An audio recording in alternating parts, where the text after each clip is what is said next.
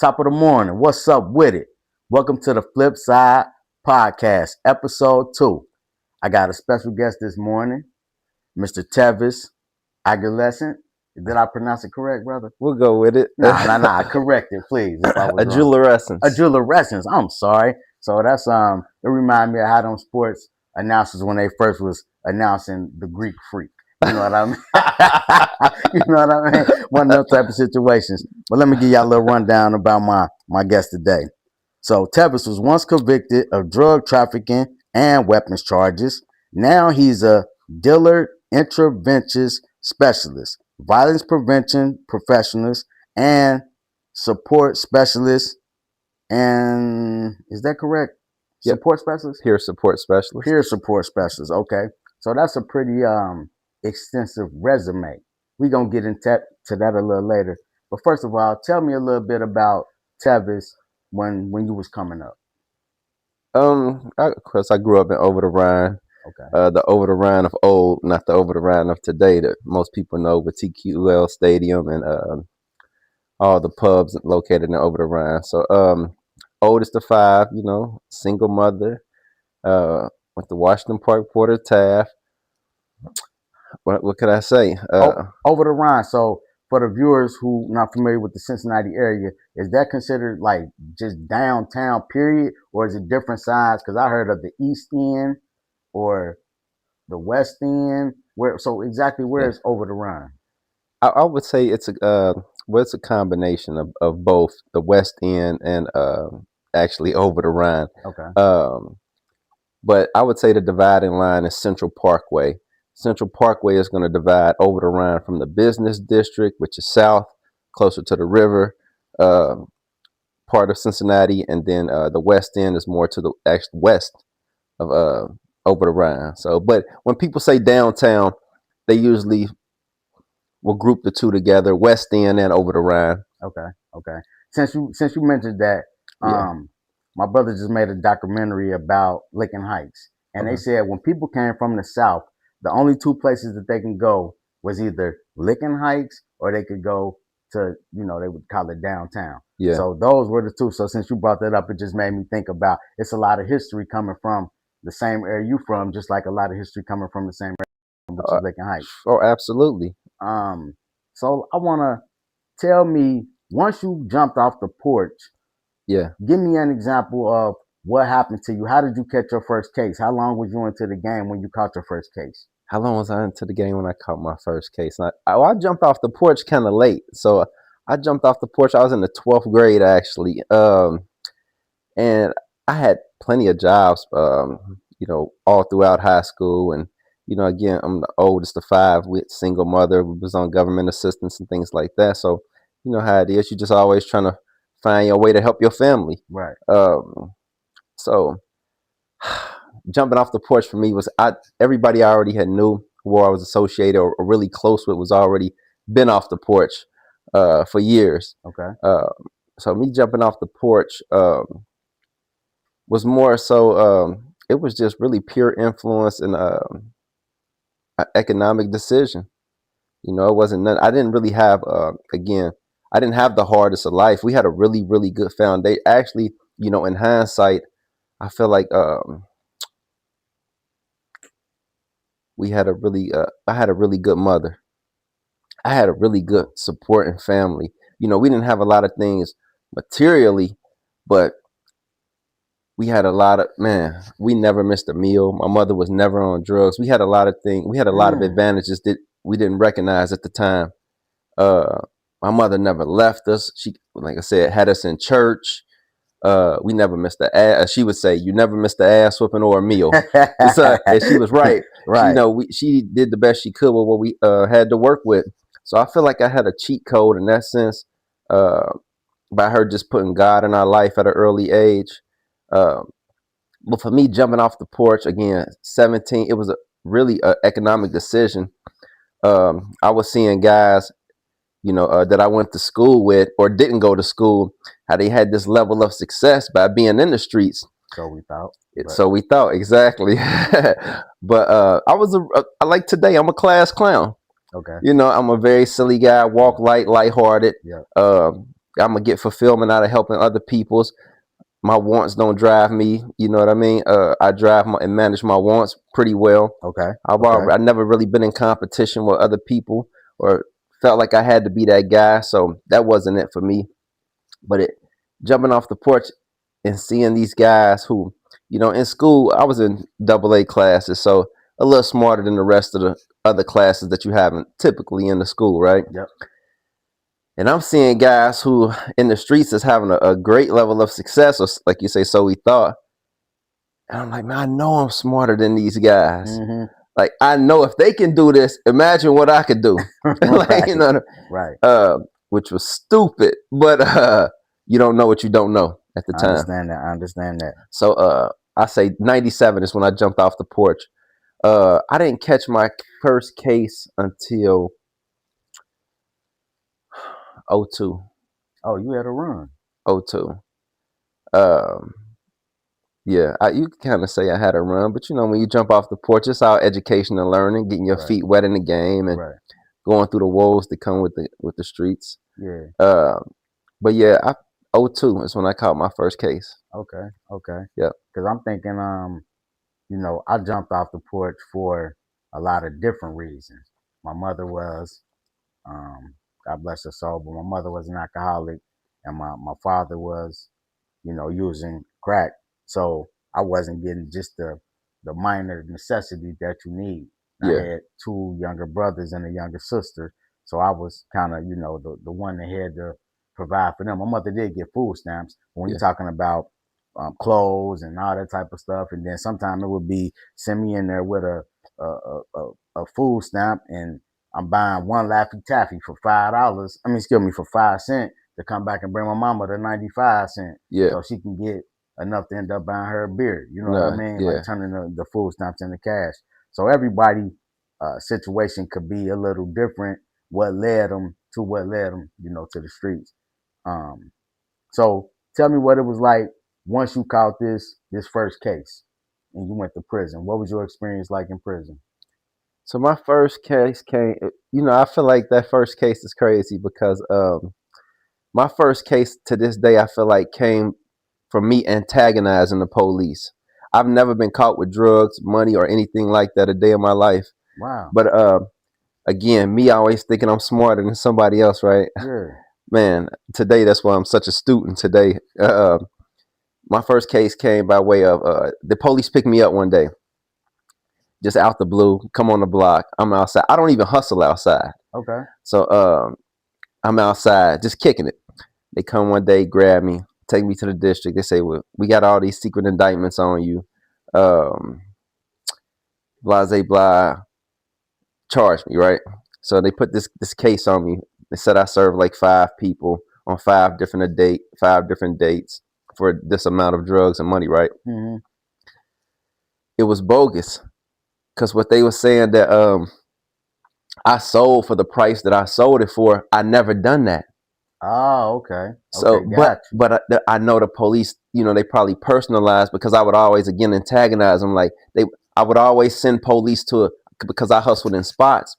So I would always send the police to a spot. I would have somebody serve an informant out that spot so that they can get a warrant from a judge to come and hit the spot, right? Oh, you was high tech. So, but I knew once they hit the spot and didn't find nothing, the judge was not going to give them another warrant to that same spot, right? So now I could go in there and I could hustle comfortably because now I know task force, I can't come back in here. Right. That was my thinking at the time. Okay. And I would antagonize them when I would see them, like, y'all stupid. Yeah, I told you. You boys ain't, you know what I mean? Y'all from the wrong side of the tracks. Man, so now they personalized arresting me. Yeah. So they out to get you now. They out to get me now. So long story short, they put these cases on me. You know how it is in the judicial system. You could take it to trial if you want to, because they can simply pay an addict to come to court and lie on you, right? You gonna chance that? You facing 30 years. We'll give you 1. What you gonna do? You gonna take that 1. You gonna take the 1. Like I took the 1. So that was my first. I had never been locked up as a juvenile. I've been arrested like several disorderly conducts. You know what I mean? 8 hours. I had never did a full day. Okay. Until it was time for me to actually go do my prison sentence, which I copped out to a year.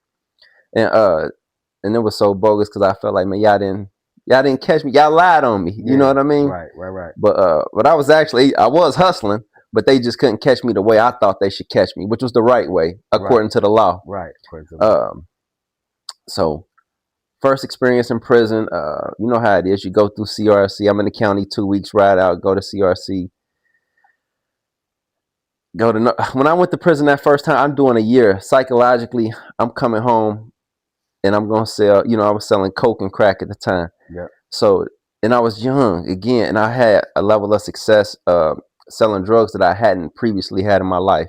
You know how it is the first time you touch a little bit of money, yep. or you getting some money, should I say. I go to prison. Prison is, as you know, a very highly criminogenic environment. It is. It's making me more of like more criminal than I am before I actually went in. Because you learn, you hearing other people's stories and things that they telling you, and or how you should have did this or how they did that. Yes, so it's like you actually honing your craft a little more. Exactly. So I go in prison. I'm like, I'm playing basketball. I'm working out. I'm like, this it. I'm eating pizzas. I'm watching movies. I'm like, I got a year. So, of course, I'm a little bit on joke time as opposed to offenders with serious time. Exactly.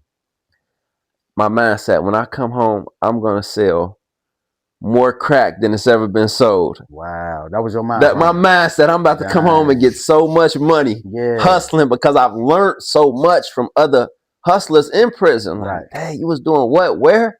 For how much? So I was motivated by that. Now keep in mind, I'm only doing a year, right? But throughout the course of the year, things are resonating with me from, my upbringing. Like, damn, yeah, I'm so motivated because by the money and the hustle and things like that. You know how it is in the streets. You feel like a superstar in your neighborhood, right? But also, remember, again, I had that good foundation, which was my mother, my mentors, people like John Merchant, Leonard Good, Rodney Gray, Bob Close. I had a lot of good mentors and influences also coming up. So it wasn't just bad for me. Right. That's playing on my psyche a little bit while I'm in there, like, damn, I let such and such down. Like, man, but more importantly, I had my son TJ, who I was really close with him, really tight. That was my baby. Slept on my chest every night. Even during that year, I'm so motivated to get out and hustle, but I'm still like, that's crushing me at night. Missing him, you know what I mean? So I'm like, I'm gonna get out, I'm gonna hustle, but I'm gonna be smarter hustling. You know what I mean? I'm gonna put myself in a position to where I'm never gonna leave him again, right? Right.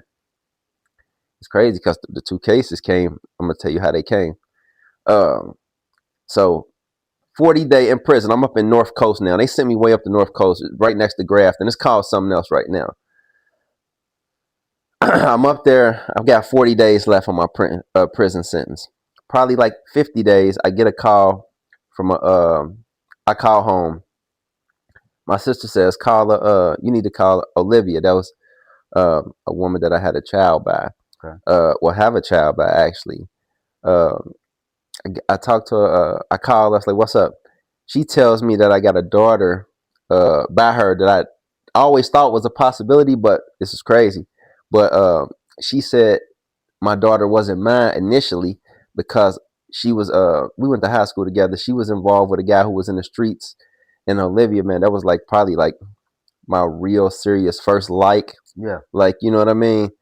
And she said, so it was between me and another guy who had jumped off the porch eons before me and was, well established in the streets. She said it was his baby. Well, I called home, talked to her. She said they took a test. It's not his baby. It's my daughter, right? Yep. So I'm like, okay, well, I got like 40 some days left, 50 days left. You can come up here or I'll see you when I get home. 7 days later, she got killed doing a murder-suicide. Wow. Yeah. So. Wow. So that's playing on me a little bit too. Like, oh my God, I got to go home, figure this situation out. I got TJ, you know what I mean? Fast forward a little bit, a few days actually. Excuse me. 40 days left. I'll never forget it. I called back home. I'm talking to TJ's mother at the time. They had picked up my best friend at the time, Okay. His name was Real. And shout out to Real too, man. It's all love. Yeah. They picked Real up. Now while I'm gone, this whole time, Real, that's my partner at the time, right? I'm like, Real, he hustling, he holding it down. When I get out, you already know what time it is. Well, the police pick Real up. I'm talking to my TJ's mom, and she run off the charges that he picked up for. I'm like, man, what? Those kind of serious charges, right? They come get me from up in North Coast. Like the very next day, Clark, pack it up. This one, I'm Clark at the time. Yeah. Clark, pack it up. I'm like, for what? You already know how it is. They came right up there, showed me them same charges. So now I got a case with 40 days later.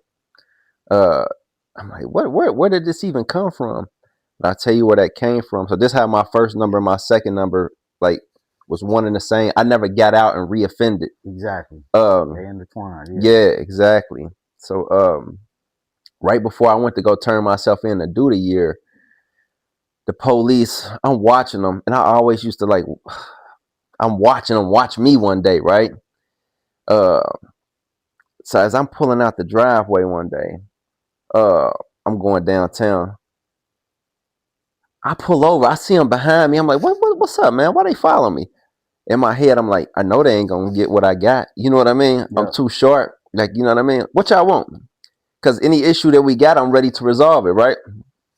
We pull over. They cuff me. Whoopty whoopty woo. They go back they take me back in my apartment. Hit my mom's house. Task hit my mom's house at the same time. They find nothing. In the drawer, I got a few $1,000s. I'm like, man, it's a few. Don't tear up the house. I didn't. It's crazy because I told him exactly. I had like $3,000 in the drawer. I'm like, don't tear up the house because I didn't want TJ's mom mad. I'm like, I don't even want to stress her out or even want her to know what's happening for real. Like, so I was like, just get the money. Ain't nothing in here. I'm telling y'all that now. And for whatever reason, they believed that and didn't. But thankfully, they didn't tear up the house. They just went and got the money and got out of there, right? I'm like, police, they steal. Like, they robbery boys. So I'm like, they just came to steal, get a little money, whatever, and get out of here. I go out that night. They let me go. I go out that night, right? That's crazy, ain't it? In hindsight, because if somebody told me that story, I'd be like, man, what? Man, you done told them something. Or what's going on with that, though? Like, right? It's crazy because remember how I told you I always thought I was smarter than them, right? I was so not smarter than them. They already was building a case on me. They was building on me, and I didn't know it at the time because the circle of people that I dealt with was so small, and I thought we all lived by this code or whatever, though, right? Long story short, I had served an informant. Of course, when they came and got me in the paperwork and I talked to my lawyer stuff, they said I had served an informant, right? But in my head, I'm thinking, why did they come and do it? Why is they follow? Why they own me like this?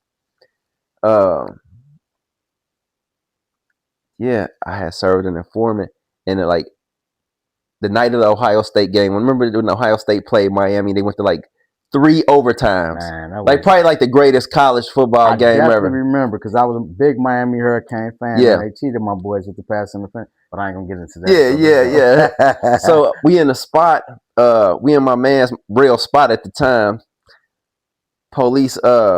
We up there. Of course, we got Don pistols out. It's a little drugs and not. You know what I mean? Yeah.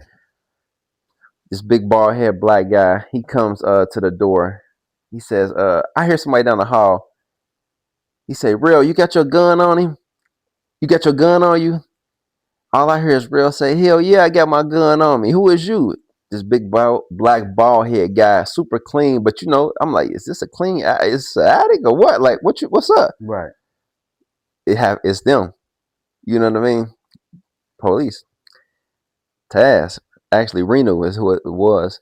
They of course they pull us out, lay us down.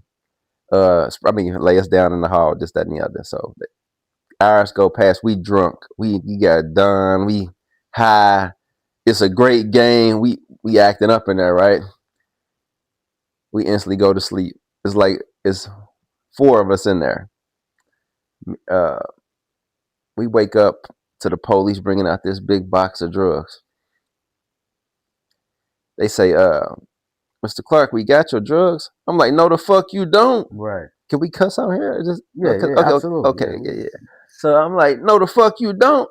I'm looking at my partners. I'm like, man, who had that in there? Yeah. Like, you know what I mean? So it just so happened that one of our dudes had that in there, and I was like, what? You know, they saying it's mine. I'm like, oh, I'm ready to go to jail. I'm tired of you niggas. I'm tired of them. I'm tired of y'all. I'm ready to go do my year. Like, you know what I mean? So fast forward. I go do the year. I'm in prison. Do the 10 months, 10 days or whatever. 40 days left. They come get me for this new case, right? That is the new case.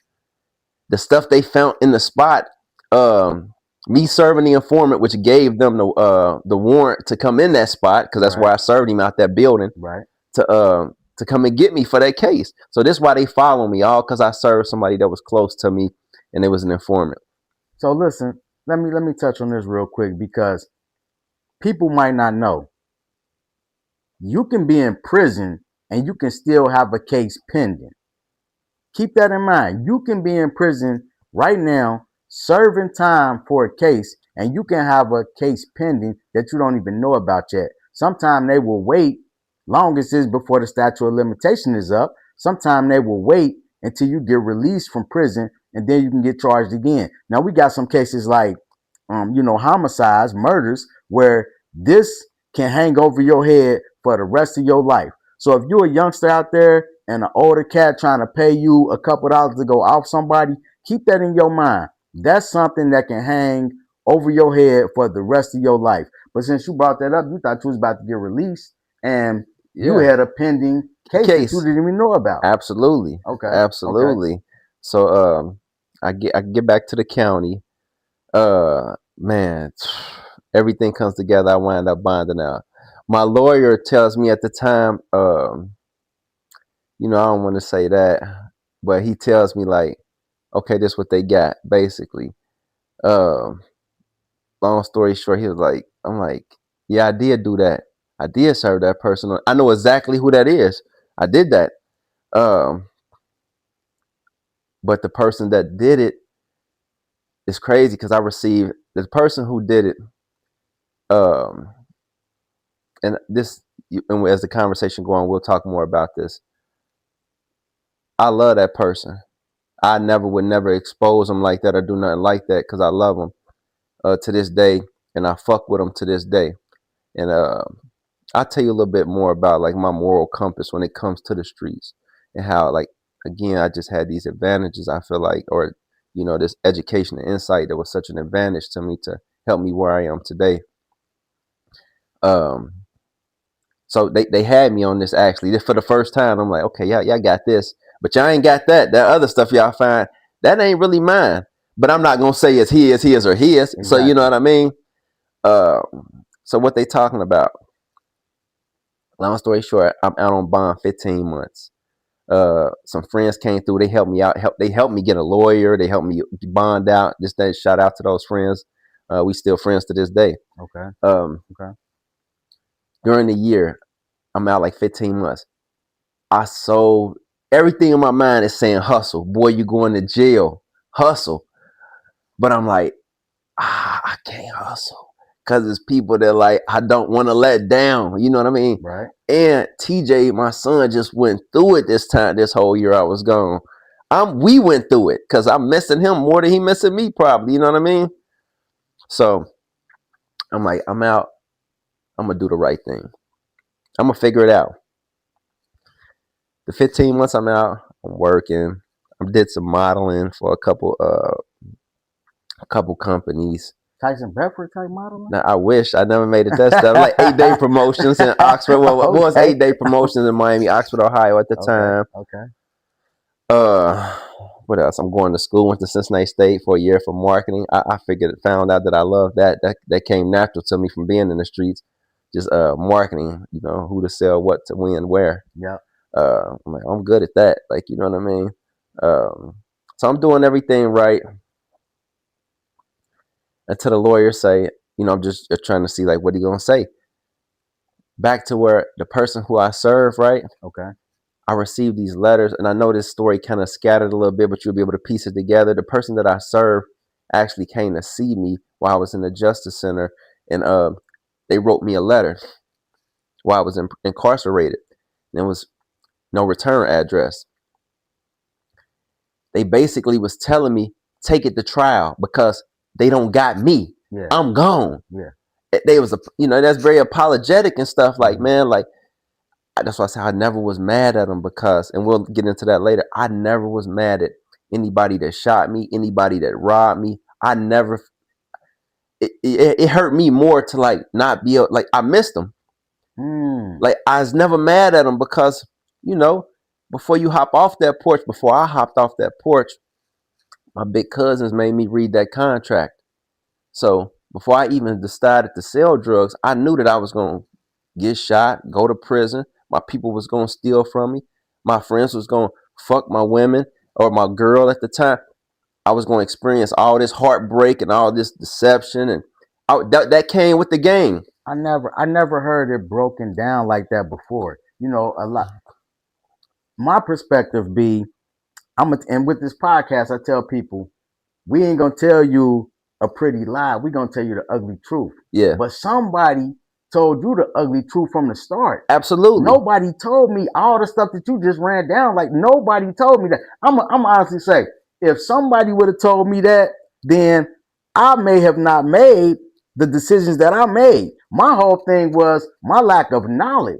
When I chose that, my father had me believing the people who was in the game was the ones who had the nice houses somewhere out in the suburbs. Yeah. I never knew that really the people who had the houses out there in the suburbs was people who right now people in social media and stuff like that got it. But back then was people who had went to college, got a job. Yep. It might have been some small business owners, but my perspective of the type of money I could get from out the streets and the type of lifestyle I could lead was totally wrong. But somebody actually told you the real. Yeah, his name was Terry. Big Terry, my cousin. He told me all of this stuff was gonna happen. So make a decision before. Don't jump out there because when this happens, we ain't gonna cry about nothing. So that's why I never was upset about going to prison, or when I got shot, I never was whining or crying. I felt the way about it because I knew, I signed on to that. Again, this come from me thinking I'm smarter than everybody else. So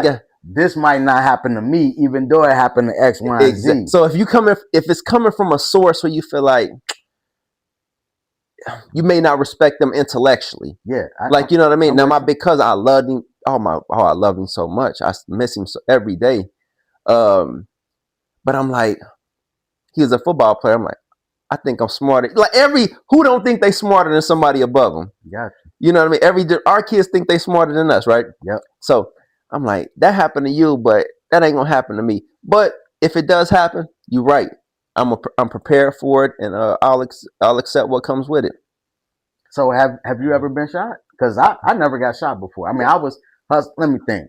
I never really technically got robbed with a pistol in my face, but I have had people run off before. Yeah. So it's a difference between one time somebody think he wanted like a 9-pack or whatever, and he was like led me to an address, and he came out, grabbed. He's like, man, I'm about to shoot in here and grab the money real quick. So I'm sitting out there for them texting, saying, bro, where you at? Like, you know what I mean? So long story short, I go in the building and I'm knocking on doors. He went out the back door. He never even. So when I talked to my dad about it, he was like, "Lil Dwight, you got robbed, but that's the best way to get robbed." He's like, think about if you would have went in that building, maybe they would have had something else for you. So I never had a pistol in my face. I never been shot.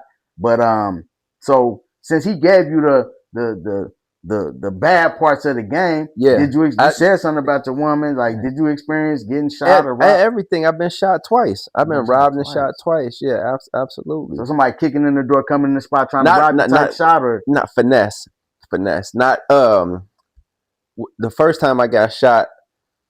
Remind me so I don't lose track where we are. And with the prison, Yeah. what happened. So, Yeah. first time I got shot, it was a guy I know. A guy, yeah. I'm actually selling him something. It, of all days, I get shot on a day that I was sick that day. I hadn't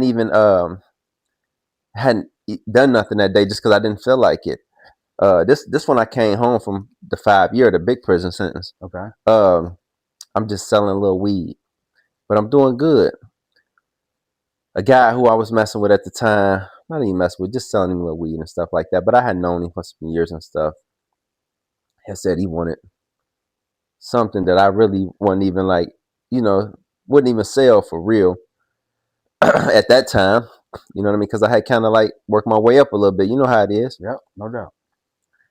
So I'm gonna give him something today. It's crazy, and I'll be specific with you. He said he had $60. I wasn't even selling grams at the time. I had worked my way up. You know what I mean? You at least need a quarter pound at the time or something like that, which is still not a lot. You know what I mean? But it's enough to make me get off the couch. Yep. You know what I mean? And go downstairs and let you in. I said, I'm going to give him a quarter pound. He don't owe me for it. Just don't spend the money back with me. Exactly. Because I don't feel good. I don't want to get up for $60. I fuck with you. I'm going to look out for him today. When I go downstairs to let him in, he with my a big brother of mine who passed away. His name Peter Guns. And Peter Guns, this is just a funny story. Peter Guns used to always come to the spot. Look out for me, little bro. Why you ain't got no pistol in here? So I let him and Peter Guns happen to be with him at the gate. He ain't with him, but he down there with him. So I was like, what's up, man? Come on up. I got like a couple pounds sitting out. I'm not even thinking like, you know what I mean? Like, you know how it is. You've been hustling. Somebody know better than to try the white. Or it's going to be a repercussion attached to that. Like, you know what I mean? Right. He say he wants something for 60. I'm going to make him give him a quarter pound, right? I say, bro, I'm telling you, like, you don't even, just spend the money back with me, bro. You don't owe me for it or nothing. I hear a boom. I turn around, tap him. I don't want to say his name. I turn around, tap him. I said, man, you hear that? But when I turned around, I did a double take, and he had the gun out. Ooh. I'm like, what? Like, you shot me? Then I felt blood run down my legs. I'm like, so he was scared, shaking, like, you know what I mean? Don't try me, this, that. You know, I was working out, like, you know what I mean? He was a little frailer, you know what I mean? He seen his eyes got big. So I guess what I had out was like, you know what I mean? You coming to buy something for $60, you see a couple pounds out. This one pounds was going for maybe 6,000 at the time. Okay. 4 to 6,000, something like that. He saw an opportunity, so he robbed me. So basically, he shot me. I'm like, I back up, throw the money out my pocket I had. He grabbed the weed. He get out of there. Instantly, I'm like, my mind was like, damn, how many people heard that gunshot? Peter Guns took off running. As soon as he shot me, boom, my cousin, he took off running down there.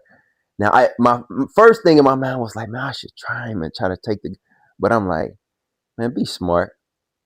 Cause he's scared. That's making me scared. Like, you know what I mean? He don't try me, don't like, and he got it. You know what I mean? He was behind me when he shot me. Remember, because I turned around and tapped him. So, long story short, he get out of there. I'm like, God damn, I probably gotta go to the hospital. Let me clean up. I got scales and weed everywhere in the spot. I clean up the spot, probably like 5 minutes, go downstairs, get in the car to drive myself to the hospital. I'm downstairs, Peter Gunn right there, blah, blah, blah. The funniest thing, you know what Peter Gunn tell me? What? He say, I called the police. I said, why you do that? Why you do that? I didn't even call them. No, why you do that? So I'm trying to hustle. I don't want no problems. Like, you know what I mean? With the police, I don't want to create. I'm trying to be quiet. Like, you know what I mean? He say, man, I told you to have a pistol in there. It ain't nothing but pornos and protein shakes in here. To this day, I still think about that and laugh. He's like, I told you to get a gun in here. Right. You talking about God got me. I don't know what I'm doing. Like, go to the hospital. That was the first time I've been shot. Long story short, I was okay. Uh, Second time I got shot, a little bit more in depth. And this was scary for me. Actually, this was kind of like, I ain't gonna say it was life changing, but it definitely played a part in it definitely was a major part in me deciding like, okay, I'm ready to get out the streets. You know what I mean? The first time I got shot, my thing is clean up. I cleaned up the spot. Don't catch a case. But more importantly than don't catch a case, don't let TJ know, my son know that his dad got shot. Mm. First thing went through my head when I got shot. Don't tell TJ. Because I don't want him to stress over like his dad being like, you know what I mean? Yeah, right. So but the second time I got shot, I was a little bit, no, not a little bit, a lot more like involved in the game, and not just weed, heavier drugs and things like that. And that was a very serious situation, to where, even when I was in the streets, I always had like 1 foot in, 1 foot out. Okay. Always, because I had, again, my mom, those good influences that I had coming up. It was like, duality kind of, if so to speak. So I always had something legal going, as opposed to like most guys that's hustling, they got a legal front. Okay. Now hopefully they trying to establish so they can get 100% away from right. the illegal stuff. Right. So but at this time I had a studio. Say that again, brother. FlipSide Podcast. We got Tevis on here telling us a story about when he got shot. He come from the streets. He's been shot. He said this is the second time. Second time I got shot. Yeah. So second time, I'm leaving out the studio one night. And I'm with one of my children's mothers. It just so happened, it's multiple ways in the building and things like that. And this is a studio I had, photography studio I had in Over the Rhine. Okay. I'm coming down. We take the stairs. We go down out the back door to the parking lot, which is the performing arts. Well, it used to be performing arts building. Now it's condos and lofts. Right there at 12th and Sycamore. There was this chick who had this car who always needed a jump. I come out the building. I'm with my child's mother. She was like, Pete, if you know me, Pete, can I get a jump? Let me take a sip of my tea real quick. Oh yes, sir. No problem. We got the FlipSide Podcast right here. We got Pete coming to us right now. He giving us a story about when he was still knee deep in the game, and we about to hear, I guess, how he ended up getting away from the game. Yeah. So I left my phone upstairs. Now I was gonna be like, man, I don't even feel like going back upstairs. Forget that phone. I get it tomorrow. But the young lady needed a jump, so I'm like, all right, go ahead, give yourself a jump. I give her the key. Go ahead, give yourself a jump. I'm gonna go back upstairs and grab my phone. But you know how your spider senses just like, man, that sixth sense be like, something ain't right, right? My spider sense was going crazy that night because I was looking across the street now, maybe like, I don't know, if we talking in yards, maybe 60 yards down on the other side of the street, it was this guy on the phone, and he was upset. In hindsight, he is telling the robbers they missed me because they was expecting me to come off the elevator. I'm gonna get to that point. But the guy looked totally out of pocket and out of place. So I'm telling myself, I'm like, something ain't right, man. What's going on? Like, what's up with him? Yeah. Yeah. And I'm just looking. So I stood there for a minute. And it was like, and I gambled. And it's crazy because, just to double back real quick, when I caught that first case, the person that I had served, I actually gambled I had that same gut feeling. Something was like, when I caught the first time, I was like, something told me, this ain't right. But I told myself, I want to try it. If he ain't right, let's see if I'm right about it. I had that same feeling and thought process the second time. So I said, I'm gonna go back in the building and get my phone. Now, there was this long hall. If you're going 12, it's 1200 Sycamore. It's this long hallway you go down before you make a left onto the elevator, right? Okay. At the time, they didn't have one of those reflecting mirrors where you could see around corners, right? Yep. I'm going down this hallway. Spider sense is going crazy. Excuse me.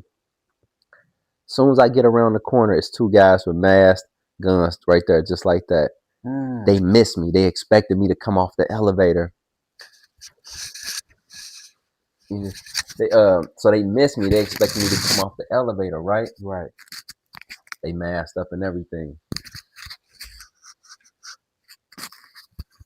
So I'm like, whoa, like, you know what I mean? Yeah. You know how it is. And no, you don't know how it is. Like, in the moment of you being robbed, the first thing you're gonna try to do, especially if they masked up, you're gonna try to see if it's something you can identify on them as like, who is this? Like, you know what I mean? Exactly. Man, I looked at these boys' Nikes and I knew they were serious. Hell no, I don't know nobody like this. These boys had on them one Nikes, like they was out here struggling, like, you know what I mean? For sure. So I was like, oh no, they mean business. They did their homework. Yeah. They did their homework, man.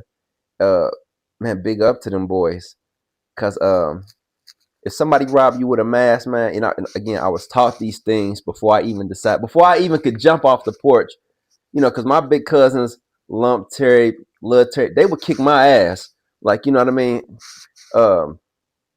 Before I jumped off, you know, this what come with this. Like, you know what I mean? Yep. So, and these boys, like, when somebody robbed you with a mask, you like, you know, this in the game. This ain't personal. Like, you know what I mean? Then the first time I got shot and robbed, that was personal.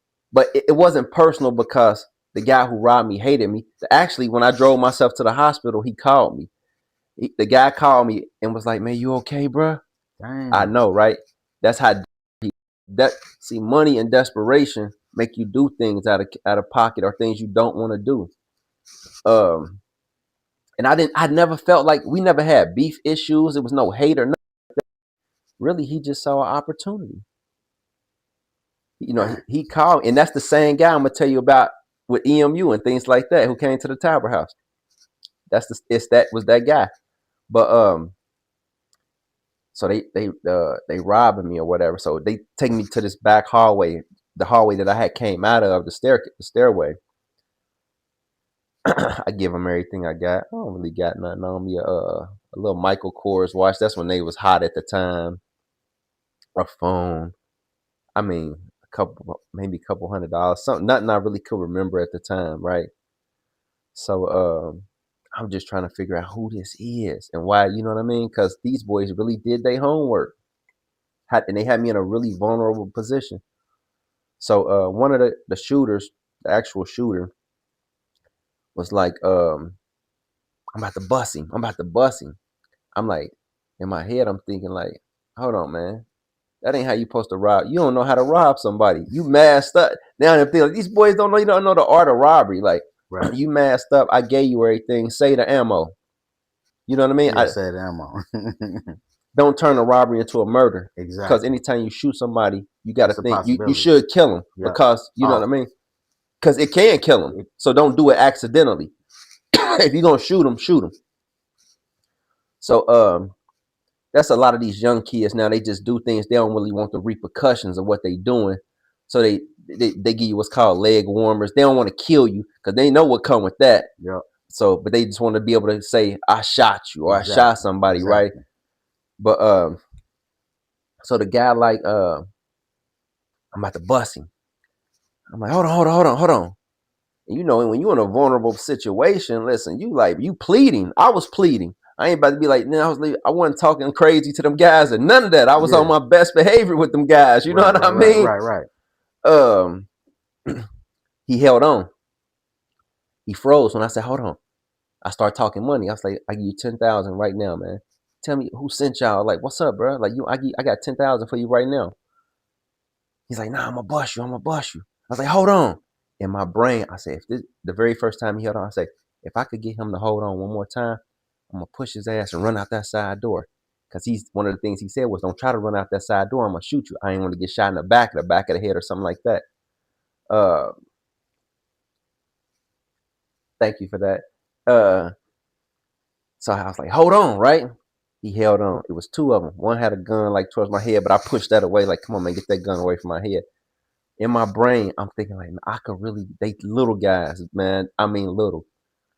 I'm like, I could try them. I really want to grab both guns so bad, and just like if I could get both guns out like this, I got them. Right. I could take them from them both. Like, you know what I mean? I'm in great shape at the time, and I'm just like that confident. But I'm like, if he hold on one more time, I'm out the side door. So I said, hold on, bro. He held on. I pushed him. I pushed the gun off of me, pushed the one guy, ran out the side door. Boom, he shot me in the back of the leg. I hop across the street to the diner. As soon as I get shot, this time my leg went out. I felt that. It was hot. My whole leg went numb. I'm like, this ain't like the last time. You know what I mean? The first time that bullet went in and out. So I hopped across the street to the diner. J. Raj mama, Miss Shirley, this when J. Raj on the diner. I'm like, Miss Shirley, I've been shot. Take me to the hospital. She's like, I'm gonna call the ambulance, Pete. I'm like, okay. It just so happened, and not even thinking, we don't know this. She said she gonna call the ambulance. You calling the police when you call the ambulance. You know what I mean? Yeah. I'm out there on the curb in my drawers because I done pulled my pants down, trying to see like, is this like what's going on? The same arresting officer or the officer that was on my first case pulled right up. Tavis, oh man, I don't even talk. Like, come on, man. Please don't. I'm about to just take myself to the hospital again. Somebody go get the car. Like, you know what I mean? Yeah. Officer, he plead with me. Don't please don't move, man. Like, just let us take you. I already know you ain't talking to us or nothing like that. All right. They take me I go to the hospital again. This time when I get to the hospital, TJ's mother come up there again. She say, how long you gonna keep? I'm embarrassed more than I am hurt of anything. I'm outside in my drawers. Been shot a second time. I got a daughter this time. Mm-hmm. This was my whole everything. Like, you know what I mean? Tavea, biggest fear at this time, leaving my daughter. TJ, he older now. TJ's mom come up to the hospital. I'm embarrassed, hurt, like, you know what I mean? I'm okay though. So that was the second time I got robbed and shot. So is that what made you push away from the street life period? No, not at all. No, prison didn't make me push away. Getting shot didn't make me push away. I already knew that came with that. Really, it just made me homicidal. And I experienced a great deal of PTSD, which I didn't even know about PTSD. I thought that was something, Rambo had, or what that was at the time. It just made me real like homicidal and paranoid. But it didn't make me want to stop hustling or leave the streets. When I got shot, I kind of like mentally and emotionally was like disconnecting from the streets anyway. So where did you get that awakening that made you ultimately want to get away from the streets? Because most people, something will happen in their life, a life-changing event. Like I'm going to say maybe someone who has been shot or someone who has been robbed or someone who is in prison. That's when we normally hear somebody have that reset in their mind to change the way they're living. But where did this actual reset in mind frame come to you? Yeah, so it wasn't, like I said, prison or being shot for me because I was educated before I jumped off the porch, and I was thorough. My character probably ain't what most people assume when they look at me. Like, you know what I mean? Um, it was my daughter. I got to give 195% to my daughter. I had a daughter who was born. She was born with a gastroschisis, so she had some intestinal issues. I had never had a child born with like a medical complication. So her first 8 months, uh, she was born. She was in a hospital, in Children's Hospital. Oh, 20 okay. out the first 24 months, I would say, something like that. But I just grew really, really attached to my baby girl. Okay. Okay. So So as that's the reason. that is Because that normally is people need a reason to do yeah, something, and that's the that was the reason. gift. Okay. That was the Okay. gift for sure.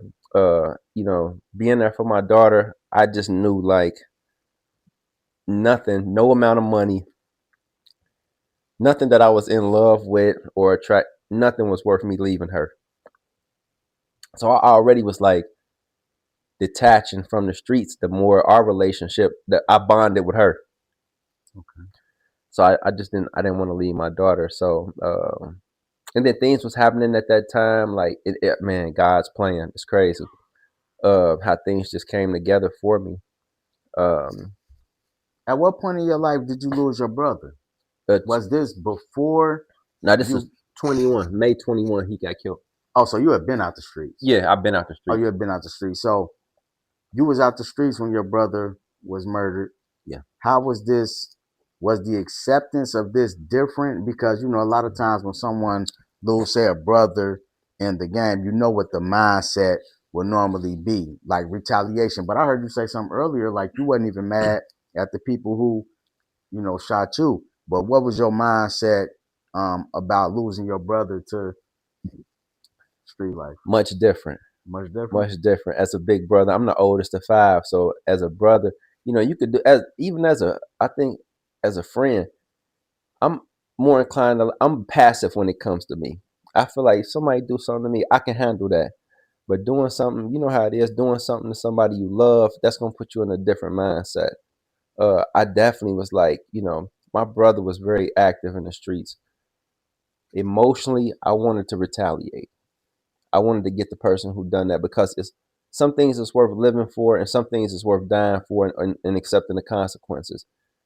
It's honorable to avenge your brother's death. But there's many ways to avenge somebody, right? Okay. Okay. It ain't just, retaliating and with gun violence, like, you know what I mean? Okay. But a part of me was like, I'm gonna find out who that is and I damn gonna do something to him. But then, again, we it's so many thoughts that go through your head when somebody kill your brother. You lost a brother to gun violence, so I did. I'm sure you can you can relate to that. Right. Of course, you want to do something to him, but that's your lower self. Your higher self gonna tell you, do what's right, or do it the right way. Okay. So So when you changed your life, what made you choose what path you wanted to go on? Like, was it just clear cut the path you wanted to go? Did you want to work with ex offenders, or was it kind of like this was something that just will help you pay the bills? How did you get into what is it called? How did you as become a a peer support specialist, yeah and a violence prevention professional, and right dealer intervention specialist. right? Break that down for us. Break that down for my viewers. Like, tell us what Yeah. exactly that is. So a dealer intervention specialist, I'm like, that's something that I started. Uh, Absolutely, for my nonprofit, Ready Peer Support. So what I do is I help with dealers or with those who traffic illegal narcotics, pro-socially transition their lives, because we know that's not the easiest thing to do, to get up out the streets and stop hustling. So hit us up. You hear that? If you are a dealer, a drug dealer, we got a program for you. That's not the easiest thing we identify with. It's not the easiest thing for you to just, oh, I'm gonna start putting food on the table for my kids. Yeah. But we gonna have some other alternatives for you. So hit us up if you got any questions about other things you can do. Tell us more about your program. So I work with a number of dealers per year, again, to help them pro-socially transition. And what we mainly focus on is moral development. Okay. Because we know 90% of all dealers is just like society in the corporate world, right? How 1% control everything, right? Yep. We know 90% of dealers are living below the federal poverty guideline. Exactly. So they not making this money. And we know the stigma attached when it comes to a dealer as opposed to an addict. There's endless funding and programming for addicts, right? But we know the dealer is more deeply rooted in those or has those same social determinants of health affect the dealer much greater and have much more of a deeply rooted impact than an addict, so to speak. So that brings on a question. Are you throwing rocks at the penitentiary by selling drugs when you really could be making the same money working at Wendy's? Ask yourself that question. That's something you gotta look in I the can see mirror that. and ask yourself. Are you the person who are actually making a little bit of money in the streets, Gotcha. but you want the fame because you just want that notoriety that you hustling, but you really could be making that same money working I don't know, $15 job? These are things you got to think about. We got somebody who's been to prison a couple of times. I've been to prison a few times. And the reason for the FlipSide Podcast is we want to talk to people and tell them about what it was like when we was in the streets, some of the things we went through while we was in the streets, and then how we ultimately changed our life, becoming productive members of society. Because that's what we want everybody to be. We want you to be here with your family. We want you to be here to raise your kids. We want you to be here when your grandmother or your mother pass away. You ultimately going to be an asset to your family being on the streets instead of a liability being in prison. Absolutely. Absolutely. And you're not going to make more money in the streets than you are with the structure of employment. That's just how it is. I've been on both sides. I wasn't a kingpin in the streets, but I wasn't a slouch either. Right. So I live very comfortably. And I tell people this at work all the time. Everything that most people are already working for, I already had that in a different life.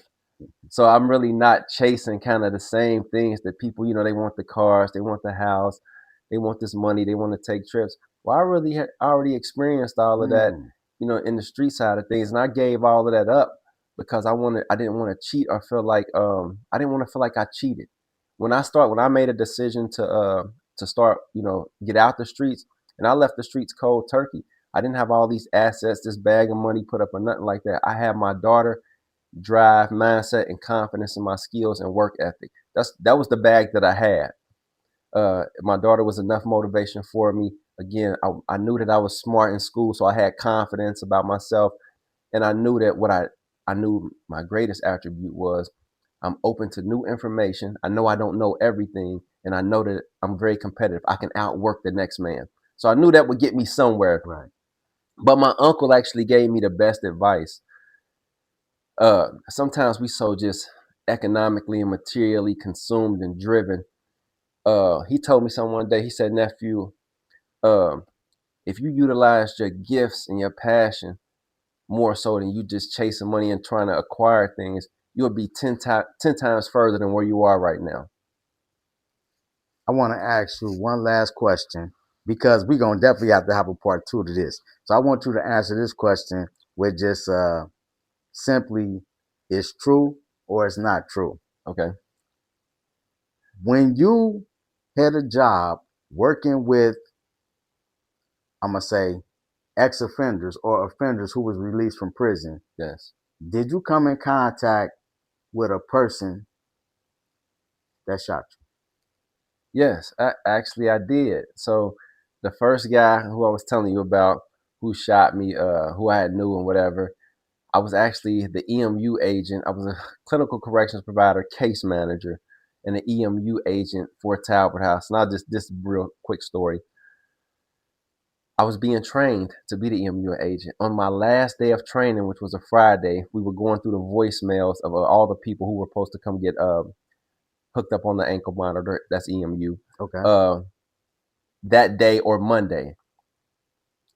The lady who trained me, we listened to this voicemails.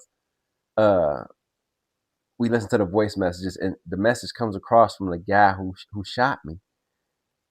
So I tell the lady who trained me, I tell her what happened. I was like, "Hey, this the guy who shot me. He coming down here, to get put on the box. You ain't gonna be here. What I'm supposed to do?" So she replied, "What are you gonna do?" I say, "It's a test. I'm gonna pass it." The only thing I want to just impress the Most High. You know what I mean? I always had that mindset, like I'm gonna impress God. I'm gonna show him something that he don't think that we can do as people. You know what I mean? Yeah. Monday comes, he comes right in to the Sally Port, signs in. I greet him. "Hey, how you doing? Nice to meet you. I'll be putting you on EMU this afternoon." He goes crazy in the lobby. you gotta be kidding. Are you what? He dude work here? So he started asking people like, are you serious? Like, they like, yeah, that's Tavis, bro. He a good dude. He gonna look out for you, this, that, and the other. He like, man, y'all don't know who the fuck y'all got working down here, this, that, and but he goes crazy in the lobby, right? Long story short, I'm like, calm down. We're gonna get you on EMU today. We come back, we go in the office. Now this 5 years later. Time is crazy, ain't it? Time is crazy. Short, that's like a blur. We get in the office. He break down crying. Bro, I'm sorry. I got his whole, I got all this information in front of me. Like, his sleeve in front of me, I didn't mean to hurt you, which I believe.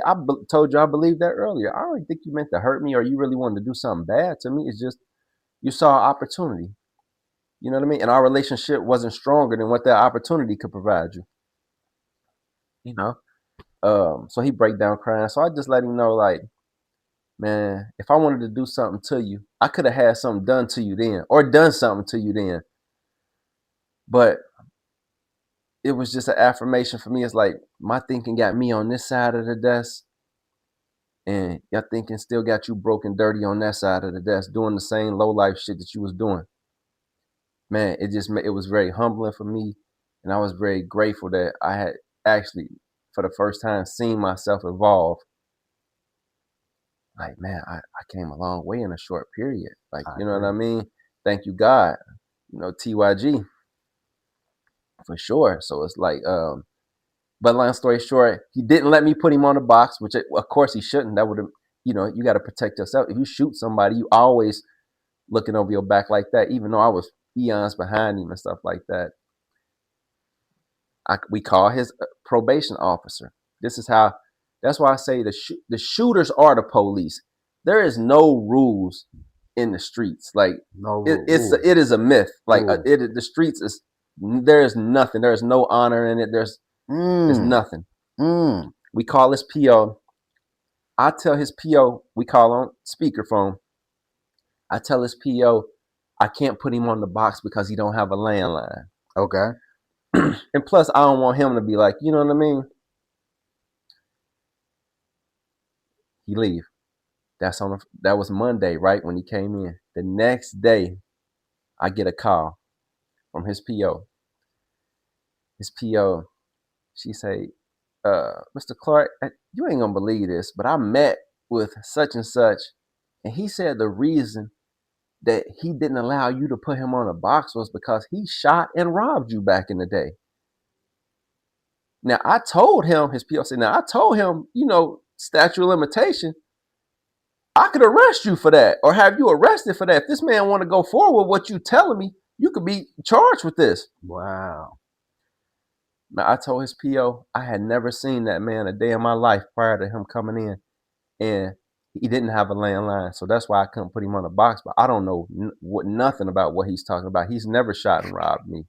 Wow. She says, I thought he was lying. I'm gonna go ahead and lock him up. That's the game.